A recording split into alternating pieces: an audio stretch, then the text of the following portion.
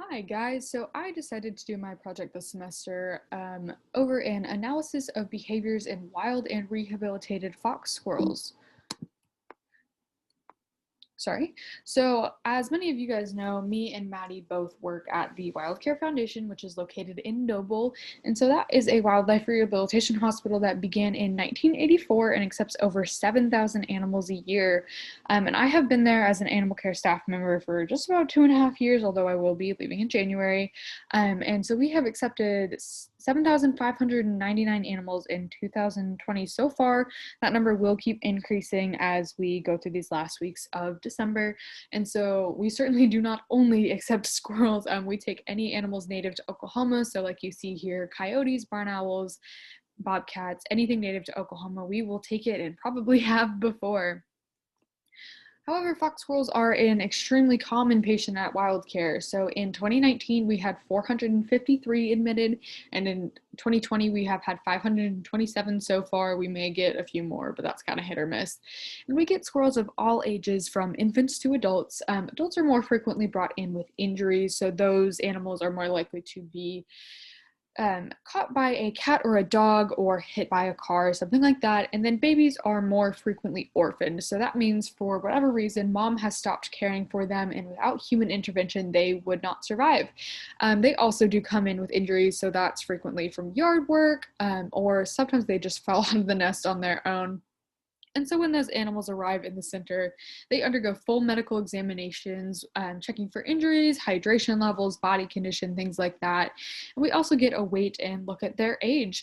And so weight is essential because it determines how frequently and how much a young squirrel will be fed.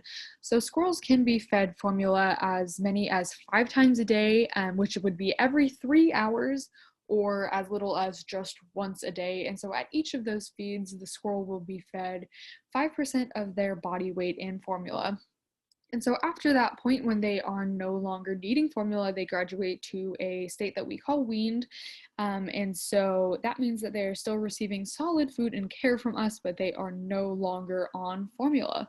And so at that point, they will move outside to what we call outdoor pre-release enclosures. So those enclosures are designed to mimic natural habitats that squirrels would experience in the wild. So plenty of perches, they can climb up and down the walls and on the ceiling. They have mulch floors, and they are partially exposed and partially covered, so they still have shelter. They have lots of hide boxes, places to explore, climb, learn all those natural behaviors that we want to make sure that they exhibit before release. So my hypothesis for this study was that if squirrels are observed in wildlife rehabilitation centers while in pre-release outdoor enclosures, they would demonstrate a different ratio of behaviors than squirrels observed in the wild. And so that would be a higher percentage of social behaviors and a lower percentage of foraging behaviors. And I predicted that because these squirrels are generally housed with other squirrels, so that can be, just 2 or 3 other squirrels, or up to 8 or 9, depending on the size of the enclosure and just kind of the time of the year and the all around circumstances. So generally, they are just in much closer to proximity to other squirrels than wild squirrels generally are, and they can't really get out of that proximity.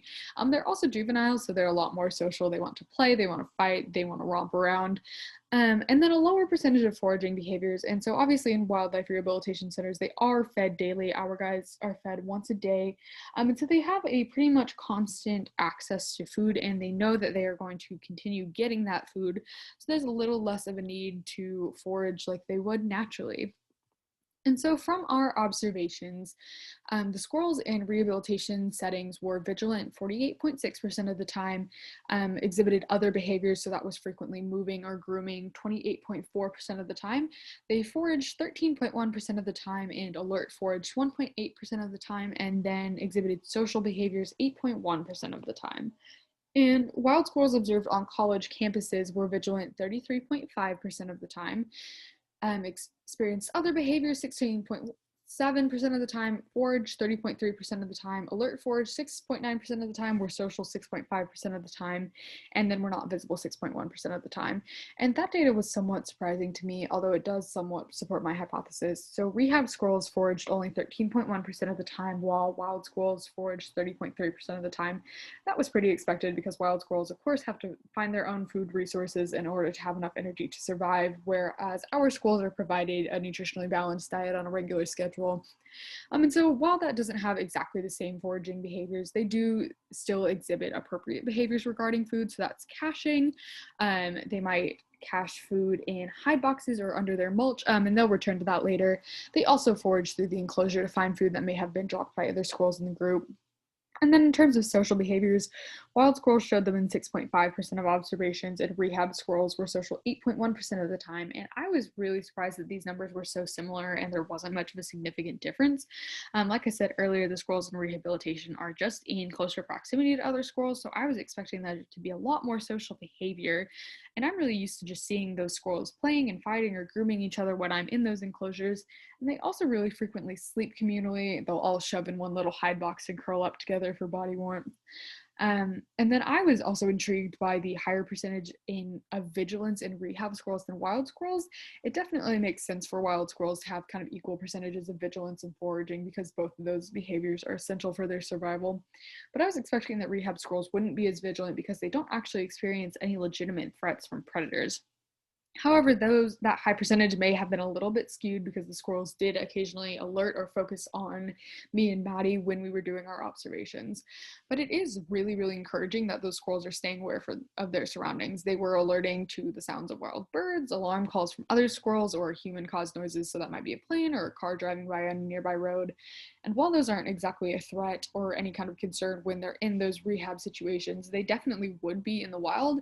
And that's not an instinct that can be taught by humans when they're in our care. And so it's great to see that they easily develop that on their own.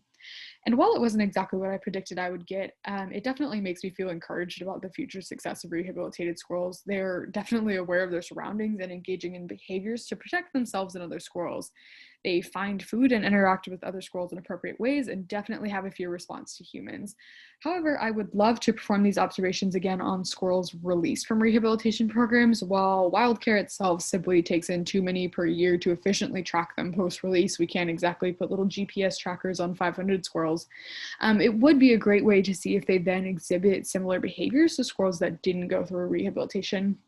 And it would also allow us to better track the long-term success rates of those animals, which isn't something we can see. But overall, it really does seem like these squirrels stand a pretty good chance once they are released back into the wild. Thank you guys.